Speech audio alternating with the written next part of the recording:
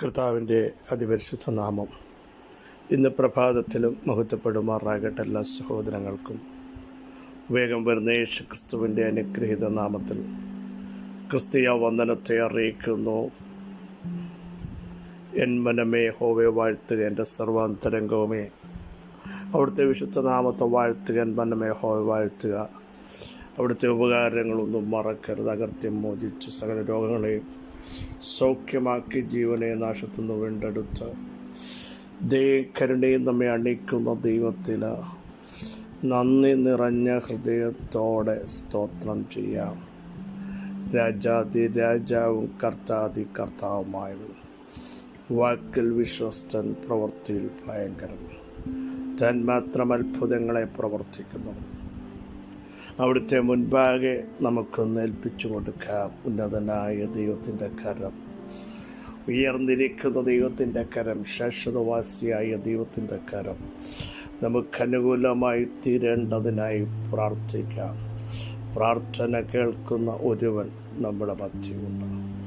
യാചനയ്ക്ക് മറഞ്ഞിരിക്കാത്ത ഒരുവനെയാണ് നാം സേവിക്കുന്നത്. എൻ്റെ ജനം ഒരു നാളിൽ ലജ്ജിച്ചു പോകത്തില്ലെന്നും ഞാൻ അവരുടെ നടുവിലുണ്ടെന്നും ഉറച്ചു നിന്ന ജനം വീര്യം പ്രവർത്തിക്കുമെന്നും നീതിമാനും നന്മ വരുമെന്ന് ഇന്നു പകൽ തൻ്റെ ജനം അറിയട്ടെ. നേരോടെ നടക്കുന്നവർക്ക് ഒരു നന്മയ്ക്കും അവിടുന്ന് മുടക്കം വരുത്തുന്ന ദൈവമല്ല. സന്ധ്യയെങ്കിൽ കരച്ചിൽ വന്നിട്ട് പാർക്കുമ്പോൾ വെളിപ്പെടുന്ന ആനന്ദത്തിൻ്റെ ഒരു കോശം ഉണ്ട്. ദൈവത്തിൻ്റെ പ്രവൃത്തികൾ ഇന്നും തീർന്നു പോയിട്ടില്ല. അത് അത്യുത്തമമാണ്. ദാവീദിനോട് ചോദിച്ചാൽ പറയും, കഷ്ടകാലത്തും അവിടുത്തെ മഹത്വം പ്രവൃത്തികൾ എനിക്ക് വേണ്ടി വെളിപ്പെട്ടു വന്നിട്ടുണ്ട്. അതുകൊണ്ട് തൻ്റെ ജീവിതത്തിൻ്റെ ഏറ്റവും ഉയർന്ന അവസ്ഥ വന്നപ്പോൾ രാജാവായി താൻ രംഗപ്രവേശനം ചെയ്ത സമയത്തും തന്നെ മഹത്വത്തിലേക്ക് ഉയർത്തിയ സ്ഥാനത്തേക്ക് കൊണ്ടുവന്ന ആ ദൈവത്തെ മറന്നുകളയാൻ താൻ തയ്യാറാകാതെ ദൈവത്തിൻ്റെ സാന്നിധ്യത്തിന് കൊടുക്കേണ്ട ബഹുമാനവും പുകഴ്ചയും കൊടുത്തതുകൊണ്ട് ദൈവം തന്നെ തള്ളിക്കളഞ്ഞില്ല, തന്നെ ഉപേക്ഷിച്ചില്ല എന്ന് ഇന്ന് പകൽ മറന്നു പോകരുത്. നമ്മുടെ ദൈവത്തെ പോലെ വലിയ ദൈവം ആരും വീഴാതെ വണ്ണം നമ്മെ സൂക്ഷിക്കുന്ന ദൈവം, മഹിമാസന്നദ്ധിയിൽ കളങ്കമില്ലാതെ ആനന്ദത്തോടെ നിർത്തുന്ന ദൈവം, രാജാതി രാജാവും കർത്താതി കർത്താവുമായവന് നന്ദി നിറഞ്ഞ ഹൃദയത്തോടെ നമുക്ക് സ്തോത്രം ചെയ്യാം. അവരോ അധികം നല്ലതിനെ സ്വർഗീയമായതിനെ തന്നെ കാംക്ഷിച്ചു. പ്രിയരെ, ഭൂമിയിലുള്ളതല്ല ഉയരത്തിലുള്ള അന്വേഷിപ്പാൻ നമുക്കിടയാവണം. ലോകവും അതിൻ്റെ മോഹവും ഒഴിഞ്ഞു പോകും. ദൈവത്തിൻ്റെ ഇഷ്ടം ചെയ്യുന്നവനോ എന്നേക്കും നിലനിൽക്കുന്നു എന്ന ദൈവത്തിൻ്റെ വചനം നമ്മെ പഠിപ്പിക്കുന്നെങ്കിൽ ദൈവേഷ്ടം ചെയ്തു വ്യക്തിത്വം പ്രാപിപ്പാൻ പൂർണ്ണ സഹിഷ്ണുത നമുക്ക് ആവശ്യമാണ്. ഇനി അല്പകാലം കഴിഞ്ഞ് വരുവാനുള്ളവൻ വരും, താമസിക്കുകയില്ല. എൻ്റെ നീതിമാൻ വിശ്വാസത്താൽ ജീവിക്കുമെന്ന് ശക്തമായി പ്രഖ്യാപനം ചെയ്ത് മുൻപോട്ട് പോകാൻ നമുക്കിടയാവണം. നമ്മുടെ ദൈവം ഉന്നതനായ ദൈവമാണ്, ഉയർന്നിരിക്കുന്ന ദൈവമാണ്, എല്ലാറ്റിനോടും കരുണ കാണിക്കുന്ന ദൈവമാണ്, തൻ്റെ സകല പ്രവൃത്തികളെയും ഓർക്കുന്ന ദൈവമാണ്. കുനിഞ്ഞിരിക്കുന്നവരെ നിവർത്തുന്നവൻ, ഏകാഗികളെ കുടുംബത്തിൽ വസിക്കുമാറാക്കുന്നവൻ, ബദ്ധന്മാരെ വിടുവിച്ച് സൗഭാഗ്യത്തിലാക്കുന്നവൻ ഇന്നും നമ്മുടെ കൂടെയുണ്ട്. നന്ദി നിറഞ്ഞ ഹൃദയത്തോടെ ആ ദൈവത്തിന് സ്തോത്രം ചെയ്യാമോ? അവിടുന്ന് വിളിച്ചു പറഞ്ഞതിൻ്റെ ഭാരം എൻ്റെ മേൽ വെച്ചുകൊള്ളുക. ഞാൻ നിന്നെ പുലർത്താം, ഞാൻ നിന്നെ സഹായിക്കാം, ഞാൻ നിന്നെ ശക്തീകരിക്കാം, ഞാൻ നിന്നെ താങ്ങാം, ഞാൻ നിൻ്റെ കൂടെ ഇരിക്കാം. ഒരു ദിവസമൊന്നല്ല,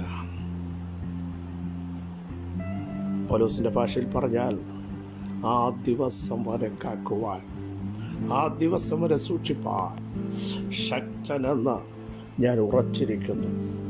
ആ ഒരു ഉറപ്പ് നമ്മുടെ അകത്ത് ഇന്ന് പകൽ വ്യാപരിക്കട്ടെ.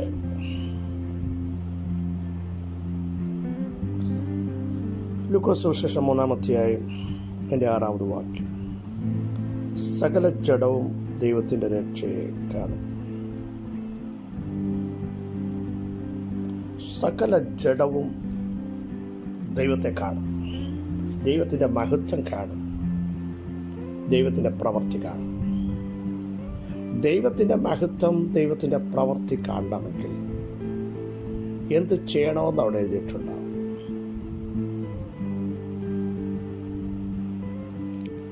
അവിടെ വ്യക്തമായി രേഖപ്പെടുത്തിയിരിക്കുന്നു. യോഹന്നാൻ വിളിച്ചു പറയുന്ന വാക്കുകൾ, മരുഭൂമിയിൽ വിളിച്ചു പറയുന്നവൻ്റെ വാക്കാണിത്: കർത്താവിൻ്റെ വഴി ഒരുക്കുവീൻ, അവൻ്റെ പാത നിരപ്പാക്കും. എല്ലാ താഴ്വരയും നികന്നു വരണം. താണുപോയതെല്ലാം ലെവലാവണം.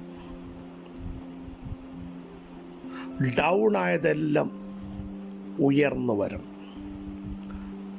സമമായി തീരണം. ഞാൻ എൻ്റെ ആത്മീയ വശം പറയാം. ഇനിയും എത്ര താഴ്ചയിലേക്ക് പോയാലും ദൈവത്തിൻ്റെ മഹത്വം ഒരു വ്യക്തി വെളിപ്പെടുന്നത് കാണണമെങ്കിൽ അവനെ സ്മൂത്തായ ഒരു അന്തരീക്ഷത്തിലേക്ക്, പാതയിലേക്ക് ദൈവം കൊണ്ടുവരും. ഞാൻ പറയാൻ ആഗ്രഹിക്കുന്നു, പ്രാർത്ഥനയിൽ ഇടവ് വന്നെങ്കിൽ, ആരാധനയിൽ വന്നെങ്കിൽ, വചനധ്യാനത്തിൽ വന്നെങ്കിൽ, ദൈവമായിട്ടുള്ള ബന്ധത്തിൽ താഴ്ചകൾ വന്നെങ്കിൽ ഇന്ന് പകൽ അതിനെ ലെവലാക്കണം. സ്തോത്രം. ലെവലാക്കിക്കൊണ്ടുവരണം. എത്രയോ നാളുകളായി പഴയ പ്രാർത്ഥന, ആരാധന, തീഷ്ണത, അന്യഭാഷയിൽ ആരാധിച്ച സമയങ്ങൾ, മണിക്കൂറുകൾ, മുട്ടുകുത്തിയത്, ദൈവത്തിൻ്റെ സാന്നിധ്യം അനുഭവിച്ച് മറന്ന് ആരാധിച്ചത് ഒക്കെ മറന്നുപോയ സഹോദരങ്ങളെ, ഇപ്പം അതൊരു പൊത്തുവരുത്തമായി മാറുന്നില്ലേ? സമയമുണ്ടെങ്കിൽ പ്രാർത്ഥിക്കുന്നു. പണ്ടങ്ങനല്ലായിരുന്നല്ലോ. സമയം കണ്ടെത്തി പ്രാർത്ഥിക്കുമായിരുന്നല്ലോ. വചനം ധ്യാനിക്കുമായിരുന്നല്ലോ. ഇടിവിൽ നിൽക്കുമായിരുന്നല്ലോ. ദൈവശബ്ദം കേൾക്കുമായിരുന്നല്ലോ. ഇന്നത്തെ അവസ്ഥ എന്താ? ഡൗണായി കിടക്കുകയല്ലേ? ഇത് നിരന്നു വരണം. ഇത് ലെവലാവണം. അടുത്ത ശ്രദ്ധിക്കൂ പ്രിയരെ, അവിടെ എഴുതിയിരിക്കുന്നു, എല്ലാ മലയും കുന്നും താഴണം, ഉയർച്ചകൾ ഇടിയണം. നമ്മളെന്ന ഭാവം എനിക്ക് നമ്മുടെ ബുദ്ധി കൊണ്ടുള്ള കണക്കൂട്ടലുകൾ, ദൈവിക പരിജ്ഞാനത്തിന് വിരോധമായി പൊങ്ങുന്ന സങ്കല്പങ്ങൾ, ഇടർച്ചകൾ, കോട്ടകൾ, ഇതിനെ ഇടിച്ച് ഇതിന് ലെവലാക്കണം. Praise God. നമ്മളൊന്നുമല്ല, ആയിരിക്കുന്നത് കൃപയാലാണ്. ദൈവം നടത്തുന്നത് കൊണ്ടാണ് ഇത്. ദൈവമാണ് ആയുസ് നൽകിയത്, ദൈവമാണ് ബലം നൽകിയത്, ദൈവമാണ് ധനം നൽകിയത്. ജോലി ചെയ്യാൻ, സമ്പത്തുണ്ടാക്കാൻ, ബിസിനസ് ചെയ്യാൻ ആരോഗ്യമില്ലെങ്കിൽ എങ്ങനെ പോയി ചെയ്യും? ആരോഗ്യം നൽകിയ ദൈവത്തെ മറക്കരുത്. എൻ്റെ കഴിവൊന്നും എൻ്റെ ബുദ്ധിയൊന്നും എൻ്റെ മാഹാത്മ്യം കൊണ്ടാണ് ഞാൻ നടക്കുന്നത് എന്ന് പറയരുത്. അതിനെയൊക്കെ ഇടിച്ച് ലെവലാക്കിയിട്ട് പറയണം, ഞാനായിരിക്കുന്നത് കൃപ. സ്തോത്രം. അടുത്ത 3-ാമത്തെ ഭാഗം വായിക്കുന്നത്, വളഞ്ഞത് ചൊവ്വായി തീരണം. ദൈവഹിതമില്ലാത്ത വഴികൾ, സ്ട്രെയിറ്റായിട്ട് വരാൻ കഴിയാത്ത, ദൈവമായിട്ട് നേരിട്ട് ബന്ധപ്പെടാൻ കഴിയാതെ വണ്ണം നമ്മുടെ ജീവിതത്തിൽ ഹൈഡ് ചെയ്യപ്പെട്ട ചില വിഷയങ്ങൾ ഒളിച്ച് ആദമിനോട് ഹവ്വയോടും, നിങ്ങളെവിടെ നേരെ നിൽക്കാൻ പറ്റുന്നില്ല? ദൈവസന്നിധിയിൽ ആ പ്രസൻസിനകത്തേക്ക് വന്നവരായിരുന്നു, ദൈവമായിട്ട് സംസാരിച്ചവരായിരുന്നു, ദൈവശബ്ദം കേട്ടവരായിരുന്നു, ദൈവത്തെ കണ്ടവരായിരുന്നു. പക്ഷേ സത്താനകത്ത് പ്രവേശിച്ചപ്പോൾ അവർ ദൈവസന്നിധിയിൽ മാറി. അവിടുത്തെ പ്രസൻസിനകത്തേക്ക് വരാൻ കഴിയുന്നില്ല. വഴികൾ വളഞ്ഞത് അവർ കണ്ടുപിടിച്ചു, ഇല്ലേ? ഒളിച്ചിരുന്നു. പിന്നെ വസ്ത്രം ഉണ്ടാക്കി, നമുക്ക് ചരിത്രമെല്ലാം അറിയാം. വളഞ്ഞത് ദൈവിക ബന്ധത്തിൽ വരാൻ കഴിയാതെ ജീവിതത്തെ തടസ്സപ്പെടുത്തുന്ന സകല മേഖലകളും, എല്ലാ വഴികളും ഇന്ന് പകൽ ഉപേക്ഷിച്ച് സ്ട്രെയിറ്റ് വേയിലേക്ക് വരണം, ശരിയായ പാതയിലേക്ക് വരണം. ദൈവമായിട്ടൊരു ഡയറക്റ്റ് ബന്ധത്തിന് വേണ്ടി ഇന്ന് പകൽ സമർപ്പിക്കാൻ തയ്യാറാവട്ടെ. അടുത്തത് നിങ്ങൾ ശ്രദ്ധിക്കൂ സഹോദരങ്ങളെ, ദുർഘടമായത് നിരന്ന വഴിയാവണം.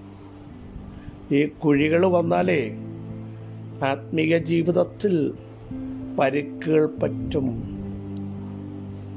പരിഹരിക്കാൻ പറ്റാത്ത, ഉണങ്ങാൻ പറ്റാത്ത ചില മുറിവുകൾ, കുഴികൾ പോലെ കിടക്കുകയാണ്. അനൈക്യത്തിൻ്റെയും ഇടർച്ചയുടെയും നാളുകളായി അലട്ടപ്പെട്ടതുമായ ചില കുഴികൾ ഫാമിലി ലൈഫിലുള്ളത്, തലമുറകളുമായുള്ള ബന്ധത്തിലുള്ളത്, ആത്മീയ വിഷയത്തിൽ സഭയ്ക്കകത്ത് വന്നത്, ഇതൊക്കെ ഒന്ന് ലെവലാക്കണം. ഇല്ലെങ്കിൽ പരിക്കുകളുണ്ടാകും. കുഴിയിലൂടെ നമ്മളൊരു വണ്ടി ഓടിച്ച് പോകുമ്പോൾ ദുർഘടങ്ങളോടൊപ്പം വണ്ടിക്ക് പ്രശ്നം വരില്ലേ? നമ്മുടെ ശരീരത്തിൽ ഉലച്ചിൽ തട്ടില്ലേ അക്ഷരാർത്ഥത്തിൽ?